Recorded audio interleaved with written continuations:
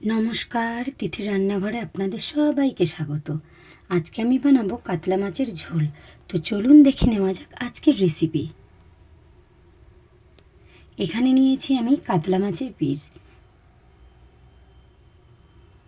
এবারে মাছগুলোকে আমি মশলা দিয়ে ম্যারিনেট করে নেব। নিয়ে নিলাম হাফ চামচ নুন,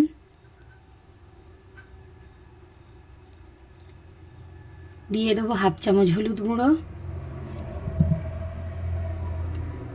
দিয়ে দেবো হাফ চামচ লঙ্কা গুঁড়ো, দিয়ে মাছটাকে ভালো করে মেখে নেব।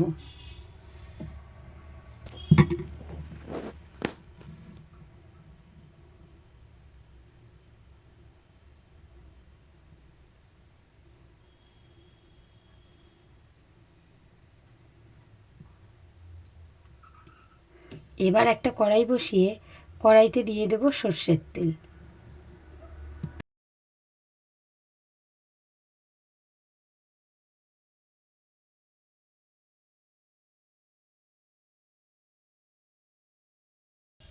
তেল গরম হয়ে গেছে, দিয়ে দেব মাছগুলো।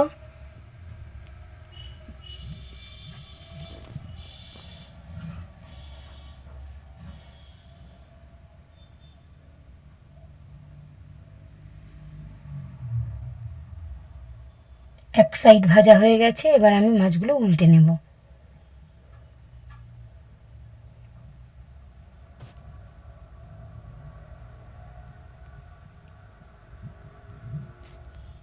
এবার এখানে নিয়েছি কয়েক টুকরো আলু, কয়েক টুকরো রসুন, পেঁয়াজ কেটে নিয়েছি, টমেটো কেটে নিয়েছি।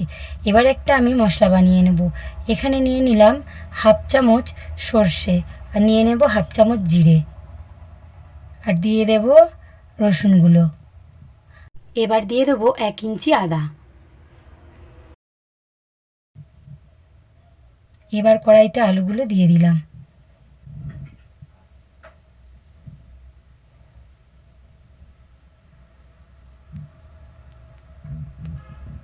আলুগুলোকে একটু লাল করে ভেজে নেব।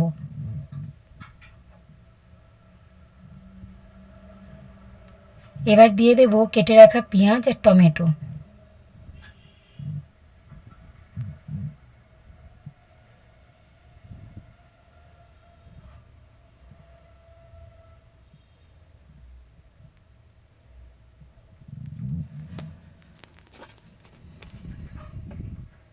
এবার দিয়ে দেব পেস্ট, জিরে, সর্ষে, আদা।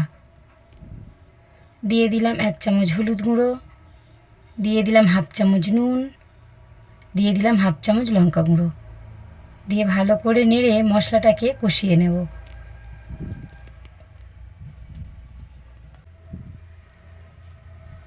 মশলাটা ভালো করে কষানো হয়ে গেছে, দিয়ে দেব জল, দিয়ে ভালো করে একটু নেড়ে নেব। নিয়ে দিয়ে দেব আরও একটু জল। তরকারিটা ভালো করে ফুটে গেছে, আলুগুলোও প্রায় সিদ্ধ হয়ে গেছে। এবারে দিয়ে দেব ভাজা মাছগুলো।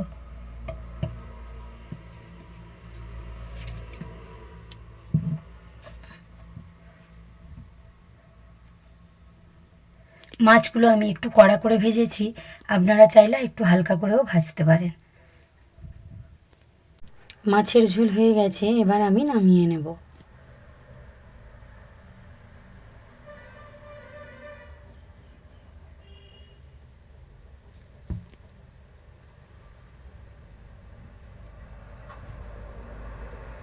এই রেসিপিটা যদি ভালো লাগে তাহলে অবশ্যই লাইক, কমেন্ট, শেয়ার ও সাবস্ক্রাইব করবেন, আর আমার পাশে থাকবেন।